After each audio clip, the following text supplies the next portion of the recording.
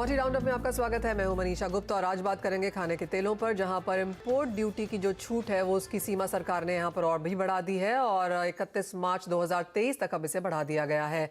साथ ही बात करेंगे चीनी के एक्सपोर्ट कोटे में जो कटौती की गई है उसकी जो तैयारी है उसका कितना असर पड़ सकता है और किस तरह का इम्पैक्ट या एक्सपेक्टेशन है डिमांड को लेकर भारतीय बाजारों में।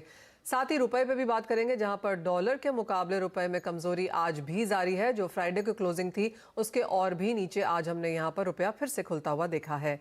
हमारे साथ हमारे गेस्ट जुड़ चुके हैं, निर्मल बैंक के कुणाल शाह, एलकेपी सिक्योरिटीज के जतिन त्रिवेदी, साथ ही solvent extractor association of India के एक्स प्रेसिडेंट अतुल चतुर्वेदी हमारे साथ हैं और इमामी एग्रोटेक के सीईओ सुधाकर देसाई भी हैं। और हमारी बड़ी खबर आज की खाने के तेलों को लेकर ही है, जहां पर लगातार हमने भाव गिरते हुए देखे हैं। इंपोर्ट की जो कंसेशनल ड्यूटी है वो सरकार ने और बढ़ा दी है। साथ ही साथ अगर बेस इंपोर्ट प्राइस देखें तो वहां पर भी कटौती देखने को मिली है। अवेलेबिलिटी तो यहां पर है ही, और जिस तरह से सरकार का कदम है एक्सटेंशन का, उससे कितना असर और प्राइस पर पड़ सकता है, स्पेशली उस समय में जहां पर नई फसल बाजार में आने वाली है। अतुल जी, आप कैसे देखते हैं सरकार के इस कदम को? क्लियरली एक्सपेक्टेड तो नहीं था, लेकिन एक इम्पैक्ट प्राइसेस पे जरूर है। नहीं Manisha ji, let me clarify कि ये जो अभी ये इन लोगों का ये आया है ना, ये एक्चुअली पहले से ही ये था कि 31 मार्च, तो ये केवल रीइटरेशन है कि ये लागू रहेगा। पर इसके साथ मेरा ये कहना है कि ये मौका ऐसा था कि गवर्नमेंट को ड्यूटी बढ़ानी चाहिए। अभी आप देखिए, सोयाबीन एमएसपी के नजदीक बिकने लग गया है मध्य प्रदेश के अंदर, नया सोयाबीन। और जहां तक ग्राउंडनट इन गुजरात का सवाल है, और गुजरात चूंकि इलेक्शन मोड में भी है, नवंबर दिसंबर में गुजरात में इलेक्शन भी आने वाले हैं, मैं ये देख रहा हूँ कि जो ग्राउंडनट की एमएसपी है वो है 5850, और आज की तारीख में ये बिल्कुल एमएसपी के नजदीक बिकने लगा है। तो ये इतना अच्छा मौका था, सारे प्राइसेस वर्ल्ड के लोअर की तरफ हैं, लोअर की तरफ हैं, और हिंदुस्तान को इस पीरियड में ड्यूटी बढ़ानी चाहिए, ना कि जीरो ड्यूटी का वो करना। और दूसरा, मैं एक और चीज आपके साथ शेयर करना चाहूंगा, ये टीआरक्यू ने बहुत ज्यादा कंफ्यूजन्स पैदा कर दिए हैं। आज की तारीख में देखिए, दो दो वैरायटी के इंपोर्ट्स हो रहे हैं। कुछ हो रहा है ड्यूटी दे के, कुछ हो रहा है बगैर ड्यूटी के। तो सोयाबीन जो बड़े इंपोर्टर्स हैं जिनने अपना टीआरक्यू खत्म कर दिया है, तो वो तो बेचारे आज की तारीख में ड्यूटी दे के तेल ले रहे हैं, तो बाजार का भाव भी उसी लेवल पे हो गया है। सनफ्लावर में जरूर इसका फायदा हो रहा है, पर मैं नहीं समझता कि ये कोई औचित्य है इस पीरियड में। ये तो इतना बढ़िया मौका था गवर्नमेंट का कि दुनिया के सारे बाजार डूबे हुए हैं, यहाँ पे ड्यूटी एक्चुअली बढ़ाने का, ना कि उसको जीरो ड्यूटी का लेवल एक्सटेंड करने का। मैं तो समझता हूँ कि ये कोई बहुत अच्छा डिसीजन नहीं होगा। क्लियरली एक डिसीजन यहाँ पर अच्छा नहीं होगा, लेकिन जैसे अतुल जी ने कहा कि इलेक्शंस हैं गुजरात में, वो तो एक चीज, और दूसरा यहाँ पर फेस्टिवल से पहले आम लोगों को एक बड़ी राहत शायद यहाँ पर सरकार ने दी है।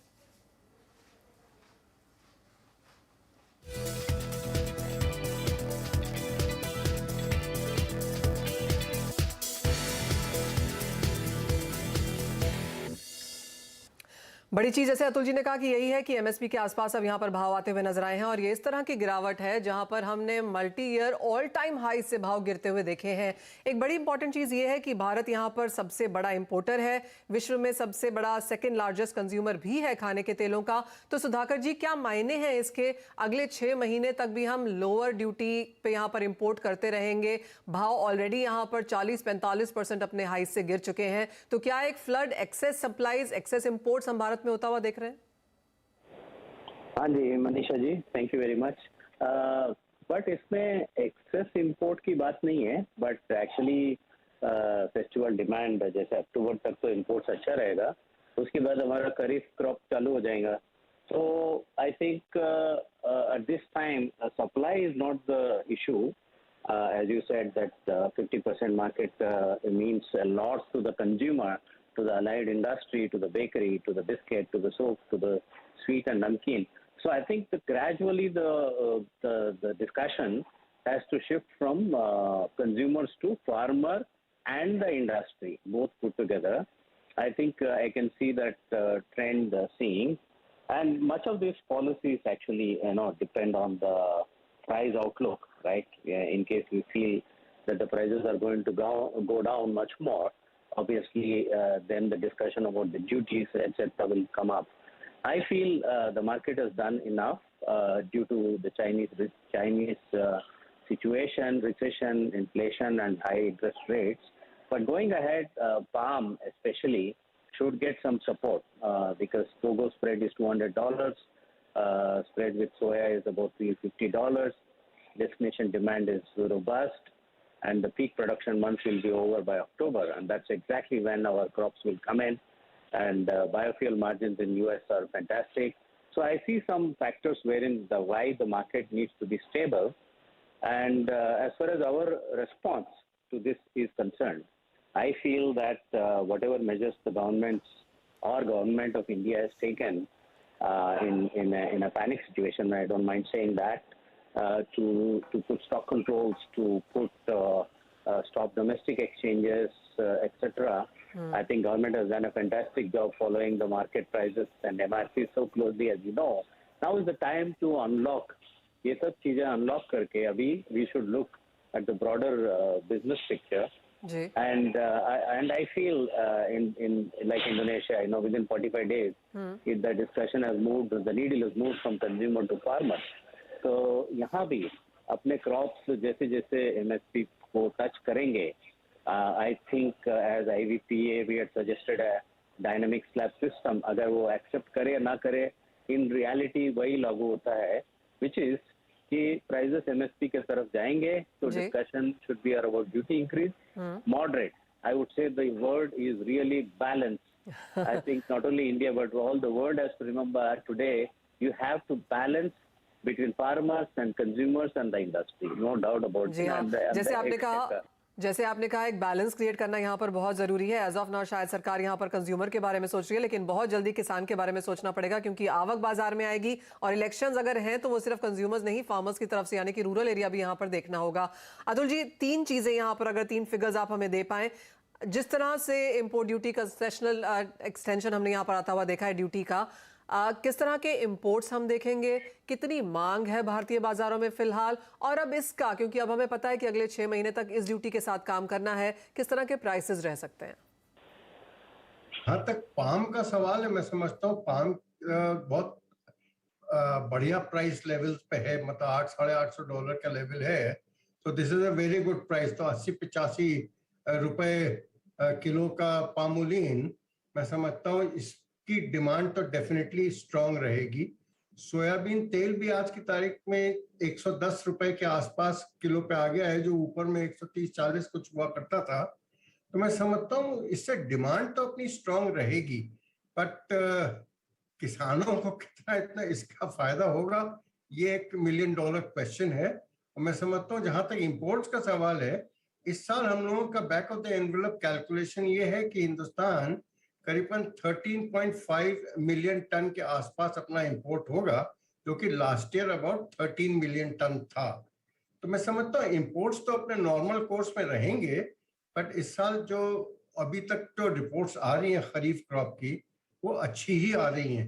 ग्राउंडनट भी शेप अप अच्छा कर रहा है, कॉटन भी अच्छा शेप अप कर रहा है, और ये भी क्या नाम अपना सोयाबीन भी शेप अप कर रहा है. तो मैं समझता हूँ ये प्रेशर हिंदुस्तान में पोस्ट दिवाली सीरियसली बिल्डअप हो जाएगा टुवर्ड्स एंड ऑफ अक्टूबर. तो ये एक बहुत अच्छा मौका है गवर्नमेंट को किसानों को भी थोड़ा बहुत राहत देने का. और किसानों ने बेचारों ने ऐसे प्राइसेस देख लिए थे ड्यूरिंग क्या नाम पिछले 3-4 महीने तो उनको बड़ी मायूसी होगी जब ये देखेंगे कि एमएसपी और एमएसपी से नीचे उनका ऑयल सीड बिक रहा है. मैं समझता हूँ एज अ कंज्यूमर तो कोई तकलीफ नहीं होने वाली है. आने वाले दिनों में बाजार प्रेशर में रहेंगे ही रहेंगे. एक ही चीज है कि अपने यहाँ का डॉलर रुपया जो है थोड़ा कमजोर हो गया है, इसलिए हो सकता है कि इंपोर्ट कॉस्ट बढ़े. और मेरा एक और मानना है कि अगर तो हिंदुस्तान में ड्यूटी बढ़ती है तो बाहर के बाजार हो सकता है और थोड़े दब जाएं, तो इफेक्टिवली हिंदुस्तान में इंपोर्ट कॉस्ट ज्यादा ना भी बढ़े और कंज्यूमर के लिए भी कोई बहुत ज्यादा फर्क ना भी पड़े. हम लोगों ने यही देखा है कि जब यहाँ ड्यूटी घटाते हैं तो बाहर बढ़ जाते हैं, और यहाँ जब ड्यूटी बढ़ाते हैं तो वहाँ घट जाते हैं, एंड वाइस वर्सा. तो मैं समझता हूँ गवर्नमेंट शुड भी ना।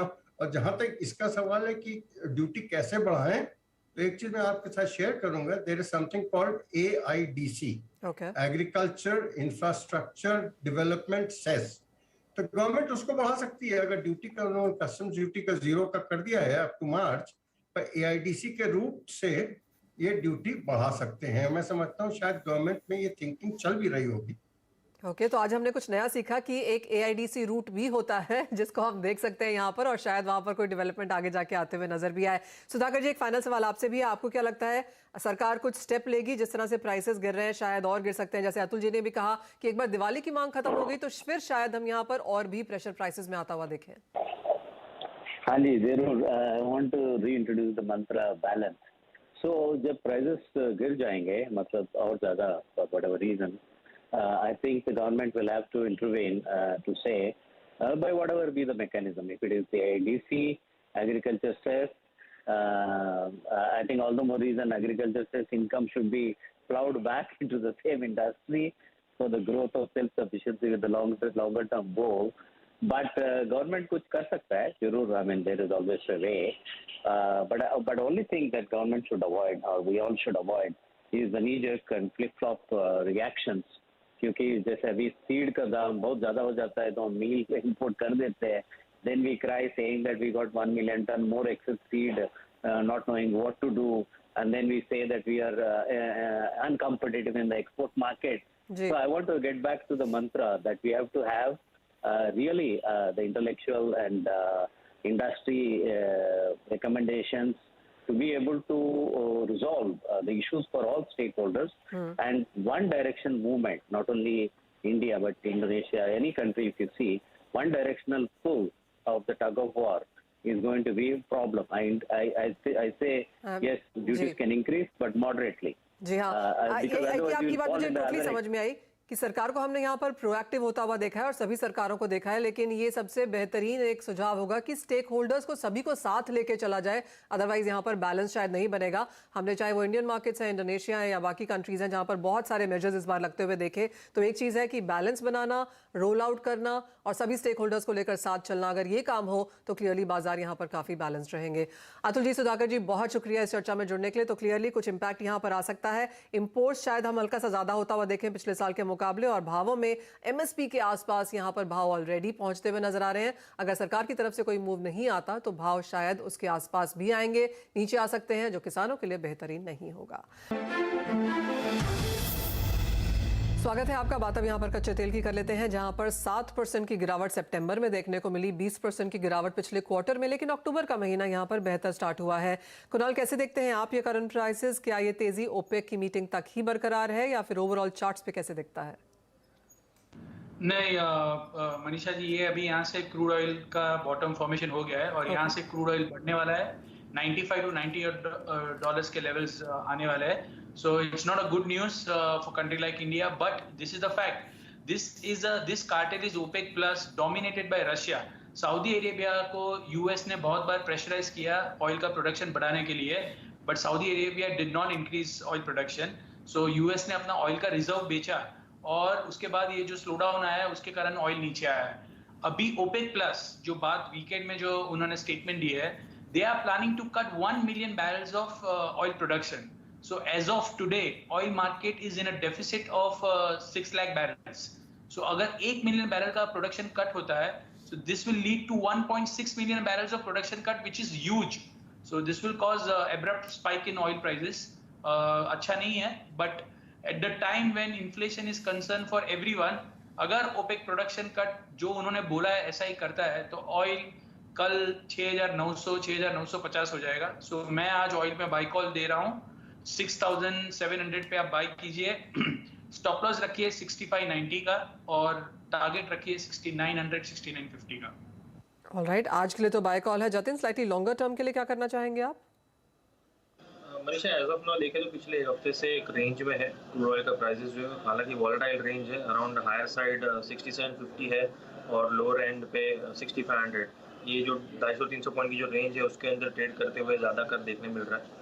एक बार ये प्राइसेस जो है वो 6800 के ऊपर ट्रेड करना शुरू कर देंगे, उसके बाद एक पोजिशनरी और स्विंग ट्रेड के हिसाब से अच्छी खासी उसके अंदर बढ़त जो है देखने मिल सकती है टुवर्ड्स 7200 7300, क्योंकि बहुत लंबे समय तक ये रेंज के अंदर ट्रेड कर रहा है जो उसके लिए ये नॉर्मल नहीं है पिछले अगर 2-3 महीने से हम देख लें तो ये हफ्ते भर की जो रेंज है ये एक बेस फॉर्मेशन है मेरे हिसाब से। आइदर साइड ब्रेक हो सकता है क्योंकि ओपेक प्लस की जो मीटिंग है उसके आउटकम के ऊपर डिपेंड करेगा। जैसे ही 5 अक्टूबर के बाद रेंज ब्रेक करेगा मुझे लग रहा है एक स्ट्रॉन्ग ट्रेंड जरूर देखने मिलेगा। हायर साइड की प्रोबेबिलिटीज यस डेफिनेटली ज्यादा लग रही है किस तरह से फंडामेंटल डेवलप हो रहा है। सो 6800 के ऊपर जैसे ही ब्रेक करता है look for 5-10% of target, that is what my call is. खरीदारी यहाँ पर कच्चे तेल में लौटती हुई, लेकिन कुणाल मेटल्स का भी कुछ यही हाल है, हल्की सी बाइंग यहाँ पर भी है। यहाँ पर क्या ट्रेंड्स हैं? Metals completely opposite view. Metals में अभी भी मुझे बाइंग नजर नहीं आ रही है। यूरोप की ओर से जो स्लो डाउन है और चाइना में भी जो स्लो डाउन चालू है। सो ऑयल में मैं तेजी में हूँ पर मेटल्स में नहीं। सो स्पाइक पे कॉपर में बेचना प्रेफर करूंगा। 647 648 के बीच में कॉपर बेची है। स्टॉप लॉस 652 का रखी है और टारगेट 640 to 638 का रख सकते हैं। सो मेटल्स में मैं तेजी में नहीं हूँ। Metals sell on rise.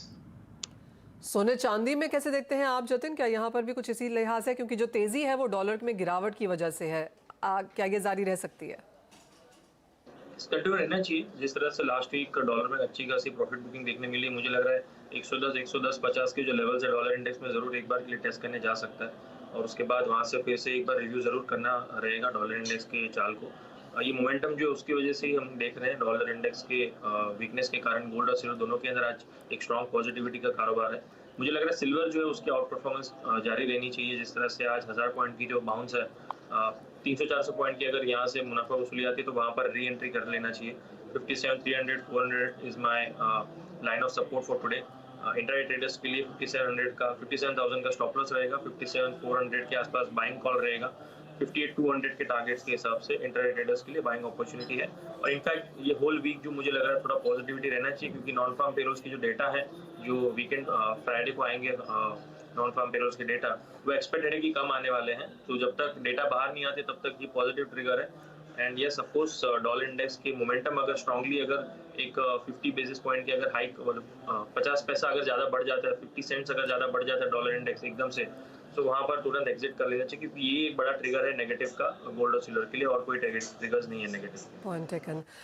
जाते जाते एक एग्री कॉल भी लेना चाहेंगे कुणाल आपसे, क्योंकि जिस तरह की बिकवाली हमने एडिबल ऑयल्स में तो आते हुए देखी है, कॉटन में भी जारी है। अब 1 साल से ज्यादा के लोज यहाँ पर बनते हुए नजर आए हैं एंड ओवरऑल यहाँ पर बिकवाली देखने को मिली है। एग्री स्पेस में क्या व्यू है और यहाँ पर कुछ ट्रेड? एग्री स्पेस में मुझे लग रहा है गुआर थोड़ा टर्न अराउंड दिखा सकता है। सो गुआर में मैं थोड़ा कॉन्फिडेंट हूँ। मुझे लग रहा है गुआर सीड में बाइंग करनी चाहिए। यहाँ से डाउनसाइड बहुत ही लिमिटेड है और अगर ये ऑयल से सपोर्ट जो मुझे लग रहा है मिल जाएगा, सो अक्टूबर कॉन्ट्रैक्ट 4830 में बाई कर सकते हैं। स्टॉप लॉस रखिए 4700 4690 का और ऊपर में 5050 5100 तक गुआर सेट जा सकता है। ऑलराइट, यानी कि 2000 रुपए की 200 रुपए तक की तेजी यहाँ पर बहुत आराम से गुआर में देखने को मिलेगी। तो एक बाइंग कॉल। आज of course as of now 1% की गिरावट है, लेकिन खरीदारी यहाँ पर बनने की बात की जा रही है। बहुत शुक्रिया कुणाल जतिन हमारे साथ बनने के लिए, तमाम कमोडिटीज पे राय भी देने के लिए। मुझे दीजिए इजाजत। जब ब्रेक के बाद लौटेंगे तो सुमित मेहरोत्रा के साथ आएंगे, वो बताएंगे आपको इक्विटी में एक्शन।